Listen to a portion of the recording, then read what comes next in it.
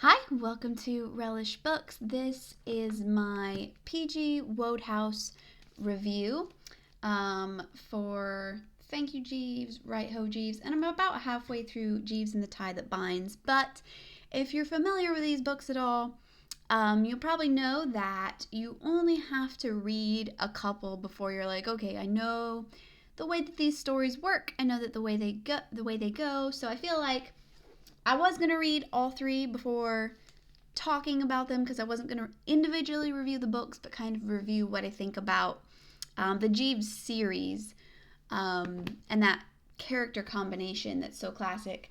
But I think I could definitely make a review, still only being halfway through that one because they definitely follow a pattern. Also, somebody commented that the pronunciation for Wodehouse is actually Woodhouse. And I just want you to know, if you're the one that commented that, I'm not disregarding that. According to Google, it's Wodehouse, but I don't really trust Google that much. My guess is that it's an accent thing. I'm guessing Wodehouse being British, it's probably pronounced a lot closer to Woodhouse just in pronunciation, like in England, which you could say is the more accurate way. I'm not going to switch to that just because I feel like that if I tried to make the switch as of this point, I would find myself accidentally falling back into the other way halfway through. So I'm just going to stick with what I know for now, but I didn't just disregard that comment. Anyway, so I read Thank You Jeeves and Right Ho Jeeves back to back. Something I will say about these books, they shouldn't be read in a row in it. Like, I don't think it's the best way to read them to check out a ton and just burn through them all because each one is so similar. I think they'd be really good to check out one in a while. If you really like the characters and you think they're really funny, I think they'd be great for like a pick-me-up, which is actually how they were kind of recommended to me, just like light, cheerful reading, and they are really good for that. The primary purpose of these books, really the only purpose that these stories have, is to be hilarious. That is their purpose. That is why they're written. So, are they over the top and ridiculous? Yes, but that is their intention. That is what they're for. I think that there are a lot of people out there who would probably, this style of humor, this very British sense of humor, would suit a little better than me. But even so, they are really funny, and there were multiple times when I was laughing out loud. I think they're really funny, and I can kind of tell that if this was just your humor, you would absolutely love them because the whole style, the humor is primarily in the language, in the wordplay, in things just sounding funny. I love how he takes advantage of just using the sounds of funny words, particularly like with his the names of his characters.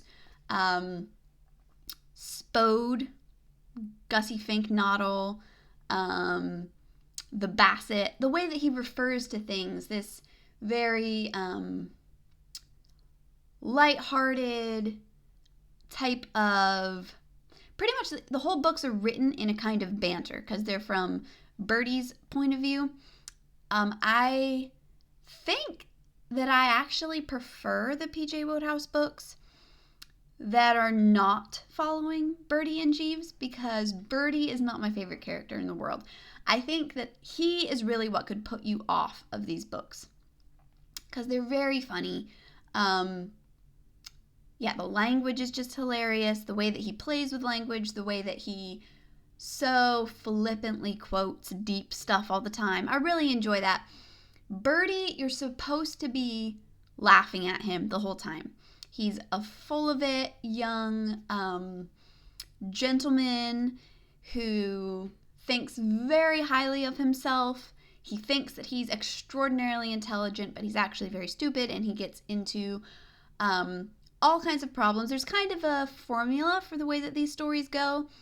he's thrown into some kind of problem that he tries to solve, and he just makes everything worse and worse and worse and worse until, with his schemes of fixing everything, until at the end Jeeves comes to the rescue and saves the day. And Jeeves is great. I mean, he is the thing that people like about these books, and I mean, who couldn't like him? He is great, but I think if you're someone who, I think you could very easily find Birdie an annoying character.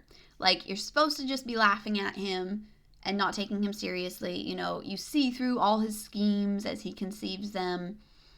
But I think he could easily be very annoying. And I actually found him more annoying earlier on. After reading more of the books, reading through, I kind of came to view him with more, I don't know, accepting humor. Like, you have to view him as a ridiculous person, just as a point of humor. Otherwise, he'll just drive you insane because, yeah, his failure to recognize things and grasp situations or see that the stupid things he's doing are going to be a problem can really be annoying. But again, that's the whole point of these stories, and you just have to accept that. And if you can just accept him as a humorous character, I think you'll find them really, really fun. Again, that's their whole purpose, is to just be really fun. And Jeeves is great. They're paired together as a comedy duo for a reason. They're the exact, both so British and yet the exact opposites of each other. And that's what makes them work together so well. I think overall so far, I probably liked Thank You Jeeves best. In Right Ho Jeeves, Birdie has this whole thing where he's thinking that Jeeves has lost his touch and he's so down on him all the time. That's the thing that really annoys me the most, is like Birdie knows how brilliant Jeeves is, but he's also so full of himself that he's trying to put him down a lot of the time. And in that one in particular, that plot line kind of drove me crazy. But apart from that, they're both really fun. They follow a certain formula. Usually, in these first two that I read, Thank You Jeeves and Right Ho Jeeves, and these are not in the proper order. There's some books in between them, but it's not really important to read them in order because he always fills you in on any blanks that you might have as far as events and stuff. But a lot of the time, Birdie is a guy who's like a born bachelor. He's not going to get married, but a lot of the plots usually revolve around relationship problems with friends of his, engagements being made and broken all the time, and he's constantly trying to fix these relationships when he's the last person in the world who should be trying to fix relationships. So that's a large part of what the plots are usually made up of, and these over-the-top, larger-than-life characters who hate him for some reason. I always find that really fun when there's a bunch of crazy characters who hate Birdie. I think that's funny. But anyway, I enjoy them. I recommend them. The language is just so fun, just so funny, and again, it's very flippant. It's like hardcore lighthearted, but I think it's a good change of pace. If you've been reading serious stuff, this is a great palate cleanser, just to read something that is not serious on any level whatsoever.